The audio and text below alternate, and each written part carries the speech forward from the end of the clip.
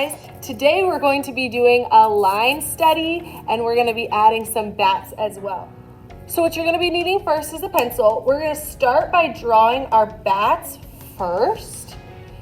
So I'm going to start with a Sharpie. I would suggest you starting with a pencil, so if you make a mistake you can erase, but I really want you guys to be able to see it on the paper. So I'm going to start with my Sharpie. I'm going to draw kind of a little M shape. And that's going to be like the head or the ears of my bat. And then from there, I'm going to make two curved lines that come up.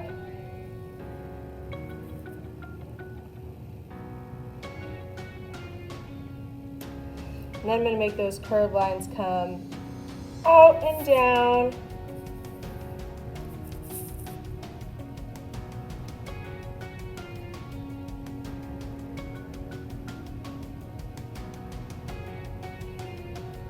And then kind of like a jumping line. So I'm gonna make, let's see, 1, 2, 3 jumps on each side. So 1, 2, and the last one will kind of be like for the body, 3. And we'll do the same thing on the other side. 1, 2, 3. So here's my little bat. I'm going to make a couple more with that same way of doing it. And you guys can add, I wouldn't add more than like 3 or 4. But you guys can kind of decide where on your paper to put them and how big to make them.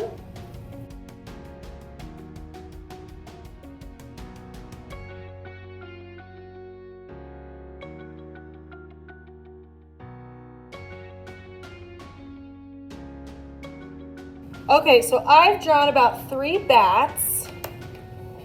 Then you need to find a circle to trace. I have this one, or if you'd like, you can just kind of draw your own circle. That's also fine. I'm gonna trace it with my Sharpie.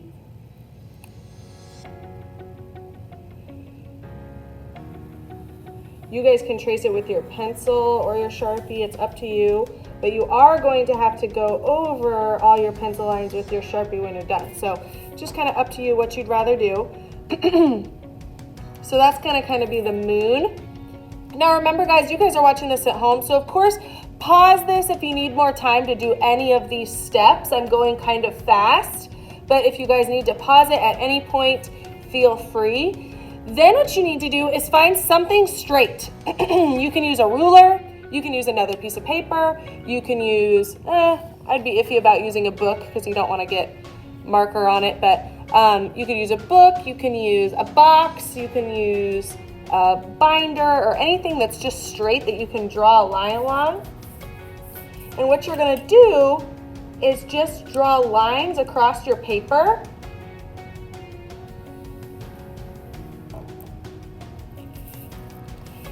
And when you like touch another line, you stop. So I'm gonna, like I didn't make that line go all the way across. I'm kind of just filling my paper up with lines and just breaking my paper into spaces basically. And it's looking kind of crazy, but that's okay. So you can kind of see I'm continuing to break up my space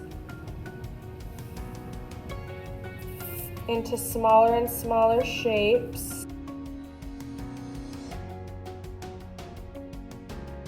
You can see I'm not worrying too much about them being perfect or the same like size or anything like that.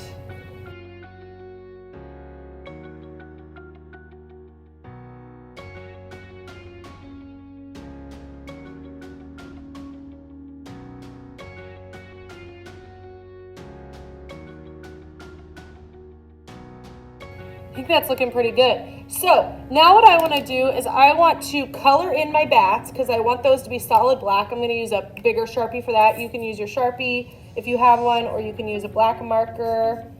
But I want my bats to be solid black so it's kind of like their silhouette. Remember, a silhouette is like a shadowed outline.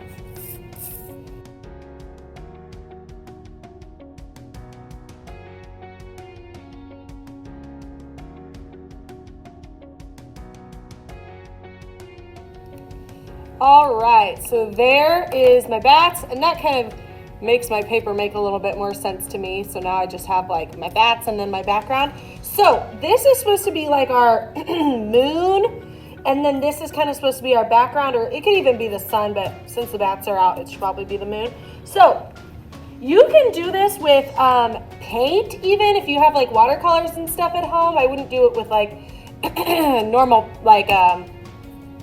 like tempera paint or acrylic paint or anything, but if you have watercolors and you want to paint your background with watercolors, you can. I am going to do it with markers. Basically, we just want to draw the background one color and the moon another color.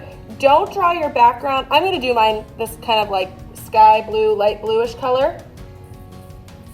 And you can do it a blue color, but if you don't do it a blue color, you can pick, but just don't do it anything dark, because we're going to draw black lines over them and we want to see those black lines. So don't do like a dark purple or a brown or a black or anything like that, because we want to be able to see those lines.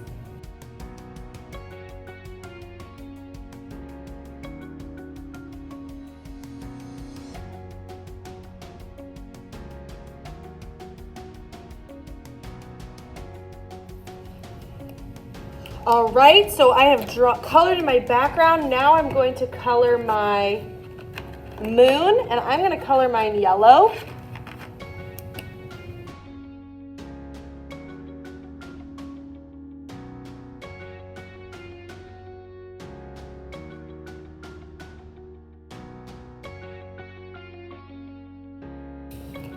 All right, so now that I've colored all that in, you see it's kind of curling a little bit.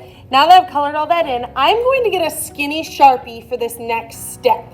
I'm going to get a skinny Sharpie. You guys can use, if you have a skinny Sharpie, a skinny Sharpie. If you don't have a skinny Sharpie, I would use like a ballpoint pen or something that's smaller than your marker or your regular Sharpie, because we're going to be making thinner lines. So you guys will see now why I was calling it a line study, because what we're going to be doing is in each shape, we're going to be making thin lines, and then they'll go different directions in the different shapes. So let me show you here. And I'm still using my ruler.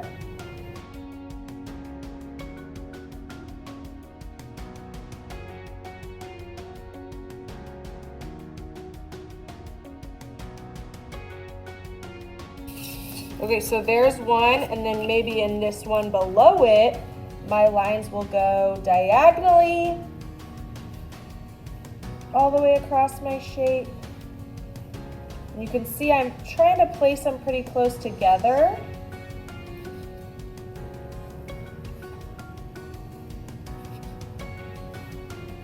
But this is why you want to use like a thinner Sharpie or a thinner pen or whatever you have. So the lines are like obviously different. So like you can see these thicker lines are breaking up my space, and now these lines are like our detail lines, and that's why they're thinner.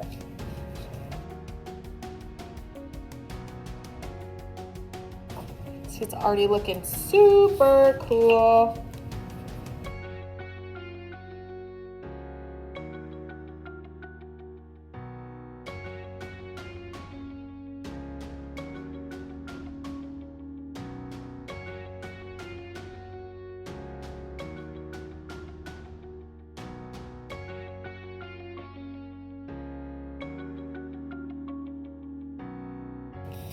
So you can see this is already looking so cool. Can you imagine it all the way across? It's going to be so awesome.